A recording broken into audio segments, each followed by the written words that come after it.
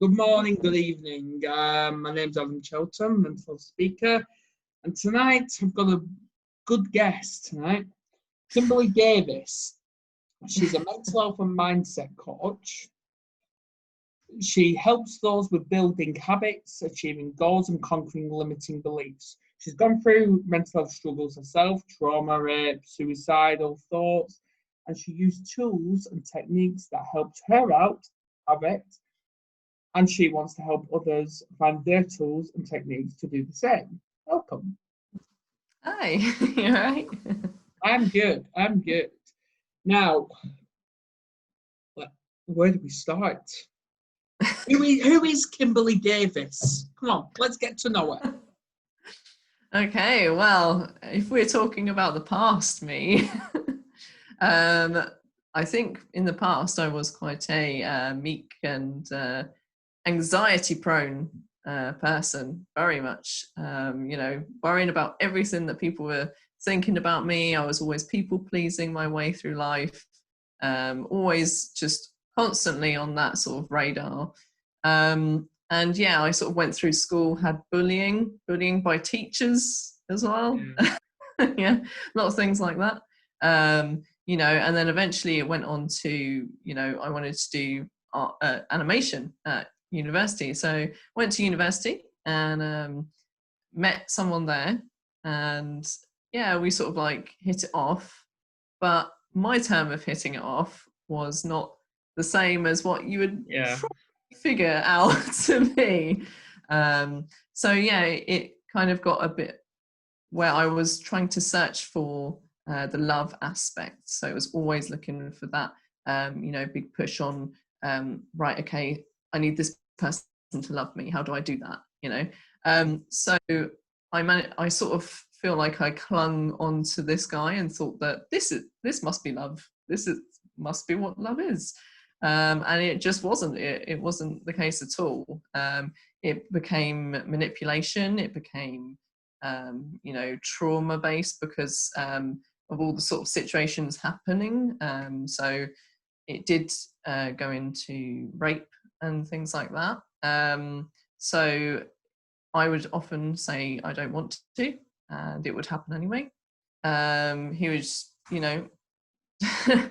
yeah. So it was a lot of back and forth, a lot of different things I was trying to figure out along the way. And eventually it got to breaking point. It got to that point where, I was stuck in this place with him doing this to me all the time.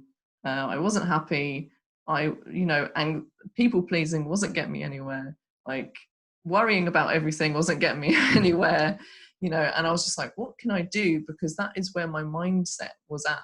I didn't know any other way of being. So in the end, it became a mission for me to get myself better. I thought, well, no one else is going to help me. I need to help myself. And that's really where it all changed. That's where it all kicked off. And I'm very much about, finding your own personalized tools and techniques in order to, break free of the stigma of all these different things, because I hit rock bottom and to a point where I just wanted to commit suicide. And I've had it all planned out. I was like, right, this is what's going to happen. This is what's going to, unfold. And, he, in the end, I said to him, if you go, I will do it. And he was like, right, okay, I'm not going. So in a sense, that sort of helped me. And then his stepdad didn't help things. So I was actually too scared to, I was too worried to go to the bathroom, because I was worried what his stepdad would say, because most of the time when I would go to the bathroom, there were two bathrooms. I'll go to one specific one, and 9 times out of 10, I would be in there, and then his stepdad would try and, go to use the bathroom. And of course I had it locked, so he would be like, oh, like someone's in the bathroom again, I can't use it, why does this always happen, blah blah blah. So it made me then play on my anxiousness, play on my worries, play on all this sort of thing. So I was worried about going to the toilet, you know, one of the basic necessities of like life, you know. So I would constantly be listening out, thinking, okay, I need the toilet, but when is he going to need the toilet? Because I don't want to go and be moaned at for the toilet, you know. So there was like all these different things that happened, and eventually I found out, right, I've got to get better. I've got to do this for myself. And the way that I done that was actually through Pinterest mostly, and through YouTube. Okay. So I would look up, you know, affirmations, mantras and things like that, but it was more specific to how I was feeling, because I was always told, hey, your feelings and your emotions, that, you know, nah, that doesn't matter. What you're thinking and feeling right now, nah, that's not real.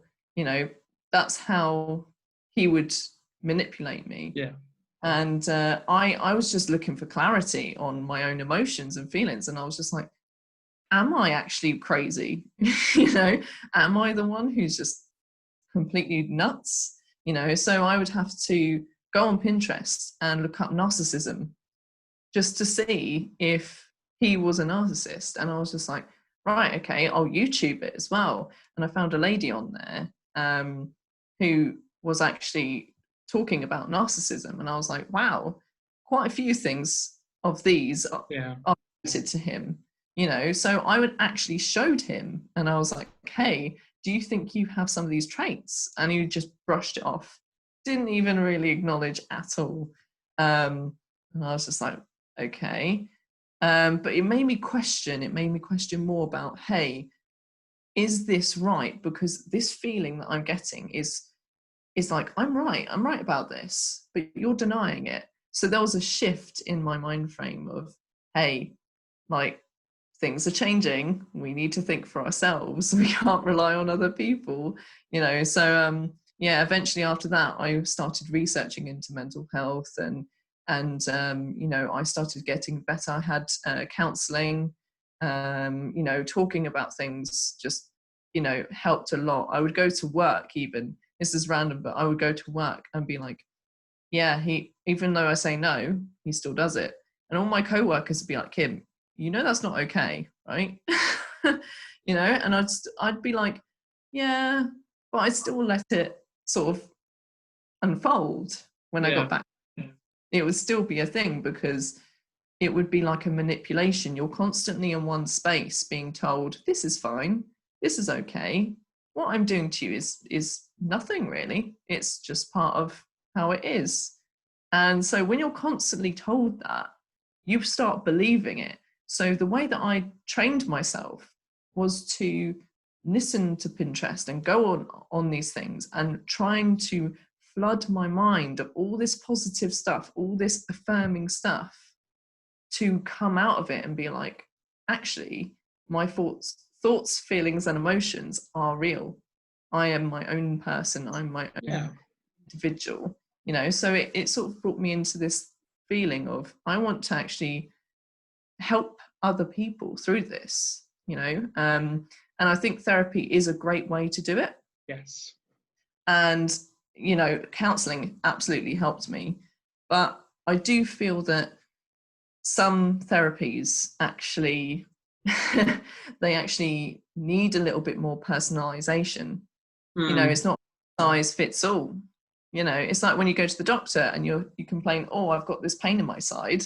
You know, they do blood tests, they do x-rays, they do all these things, and what if it comes back, it's all fine, there's nothing wrong with you, bye, go home. Exactly. But you can feel in yourself something's wrong. I know when something is wrong with my body.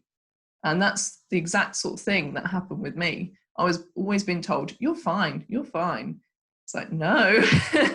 So it's trying to find people, you know, that help them with their tools and techniques that they can use. And I've had clients, and one client in particular, she loves our sessions, and she's like, she's conquering 3 goals per day. Wow. She sets 3 goals. We've managed to do that, 3 goals per day, and she's just killing it. And she's like, right, what else can I do? You know, and we're like, right, okay, let's do other things. Let's find other tools and things catered to yourself. You know, she's creative. she's creative. So we're like, right, let's play on the creative side. So I'm like, right, you have a son. So let's get a powerful word and apply that to your life. So say power. So when do you feel most powerful? What are the most powerful thoughts you've had? You know, and it makes you think, wow, I am capable of doing this. I'm capable of, you know, my independence. I'm, you know, all this sort of thing. And yeah, she adores it. And so do I. Brilliant, brilliant. Well, either way, I'm glad you're here today. You're absolutely awesome. And we always think about the what's next in our lives. And because obviously I was bullied just like you growing up, where I was very anxious. I was bullied from the age of 3 years old, where I was hit in the face because I couldn't ride a bike. And I kept that to myself for 21 years. Until that point, I ignored my partner, my kids, and I just wanted to commit suicide. But I'm here today. I help people, just like you. Yeah. So Yeah. very grateful, and I'm glad. I don't know if I reached out to you or you reached out to me. I have not got a clue. I speak to too many people. I speak to too many people. Yeah. Well, it's trauma, isn't it? It's that sort of you know, it can be from childhood, and you know, certain things with my childhood. I had a great upbringing, but it's also the fact of you know, my brother is disabled, so my parents' time would often be with my brother. So that led to being like, where is my love? Where's love? Like, what is love? You know? So I'd be like, oh, I'm a mummy's girl. And then my mum would be constantly with my brother. And so I was like, maybe I'm a daddy's girl. So I remember saying to my dad, hey, I'm a daddy's girl, aren't I? When I was young, I remember this. And he goes, no, you're a mummy's girl. So that to me was rejection. That to me as a kid was just like pushing away, you know. And then I was like, well, my mum's got my brother and my dad's just pushed me away. Where do I go? You know, I haven't that role model. I haven't got that source of love or connection. So I was constantly trying to find it in the wrong places. Yeah. See, I remember it was just last year. I was doing a group therapy session, and this was my very first time, and it was actually a 6-week program. And I was finding it really difficult, where I kept looking at the door thinking, should I just get up and leave? Because I was really struggling. And I didn't. I seen it all throughout. Then I went to see my doctor at one point, and I said, I'm doing this session, and I find it really hard. He turned around to me and said, well, why are you doing it then? That's what doctors are doing these days. So I just don't think they care. This is why I want to turn what I'm doing into a business. So I can help friends, family, and peers, and even professionals, and give them the added information they actually need into supporting people, because they're getting all this money, but what are they doing with it?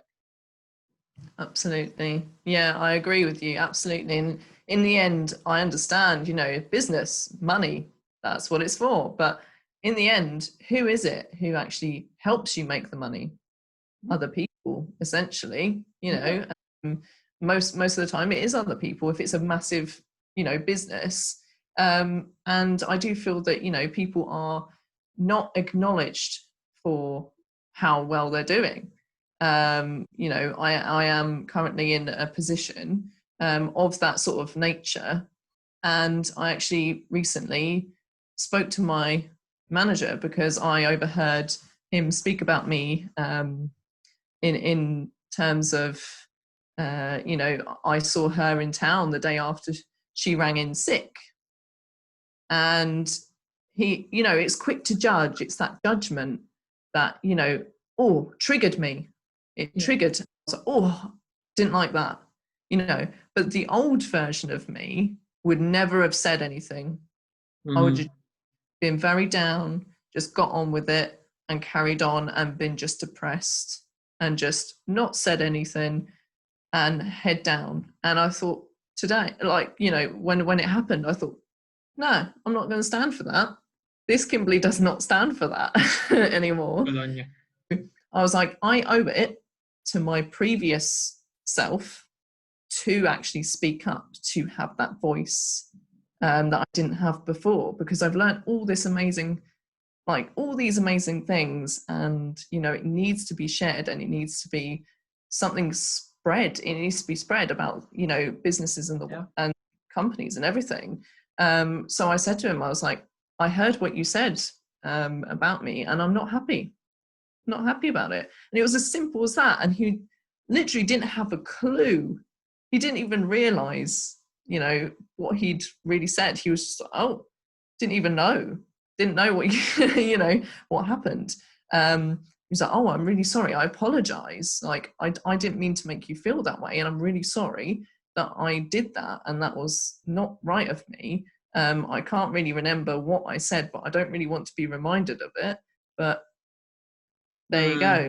Got that apology. I got that, and that for me was a triumph. Even if he goes on to continue doing the same thing, I know in myself, wow, that took guts. That took courage. That was something that I could never do before. You know, so it's giving yourself those rewards, those little things where you're just like, well done. You congratulate yourself. You don't get other people to congratulate you. You say, well done, you done it. And basically give yourself a massive pat on the back, because you know, that's it. At the end of the day, that's So what's next for Kimberley? Because I know before we came on, you said you wanted to publicly speak. Yeah, definitely. So I want to spread my word out to others, and my story pretty much of what happened. But it's not just about my story, it's about other people. You know, it's the situation people are in. That's why I would like to go to universities, maybe schools and things like that, who were on the same sort of level as me, who don't fully understand and comprehend all of their emotions at the moment, because your brain is still developing. You know, it's still in that developmental stage. And also, as a society, we don't really focus on, hey, this thought, you know, is wrong. This thought is, is this thought truth? Is this actual truth, or is this a false thought? You know, you decide. So it's something that I want to sort of share with people and say, hey, you get to decide what you think. You get to decide what you do. You shouldn't be looking outward to other people to help you. You should always look in. Yeah, you know? Absolutely. Yeah, because I always believe work starts at home. And when I advise people when they're in crisis, I always give them one simple quote. Always remember and say this to yourself. Remember, I am braver than I believe, stronger than I think, love more than I already know, and more beautiful than I imagine. Mm-hmm. I always tell them that. And it works. Mm-hmm. It actually works. I don't know how, but I don't want to know. I don't want to know. Yeah. But it's also on repeat. If you repeat that every day, make it a habit. You know, you go brush your teeth, you're looking in the mirror, like, you know, And you stop. say it. You say it. Yeah, every day, make it a habit, and you'll start believing it. You'll train your mind into believing it. At first, you'll be like, oh my God, this is stupid. You know, you'll be like, oh my God, I'm looking at myself saying all these things. It's ridiculous, you know. But after a while, you start to believe it, and you're just like, yeah, I am beautiful. I am loved. I am, you know, I am these things. And the more you get that, the more confidence boost you see. And you can see it in your posture when you start feeling these feelings and this like big oomph of emotion. Definitely. Absolutely. Absolutely. And I'm proud of you for how far you've actually come and turned your life around. I really am. And I'm glad you can sit here, even though we was having a bit of technical issues with your lighting. I'm obviously abroad, but obviously not. Hey, it looks like I'm abroad. Hey, it's not about your background.